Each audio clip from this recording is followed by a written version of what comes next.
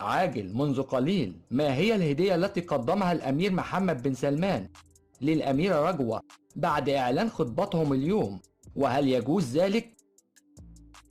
أعزائي المتابعين، إذا كنتم من محبين العائلة الحاكمة ضعوا لايك حتى نعلم كم عدد محبيهم، وكمان تصلوا على النبي عليه الصلاة والسلام. ويلا نبدأ الكلام.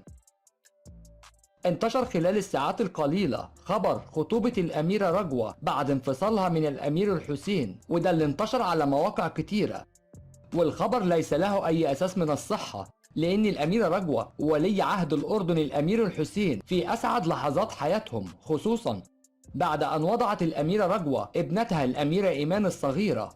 وكمان الديوان الملكي الأردني لم يعلن أي خبر بخصوص هذا الشأن. أعزائي المتابعين، إذا كنتم من محبين العائلة الحاكمة ضعوا لايك حتى نعلم كم عدد محبيهم.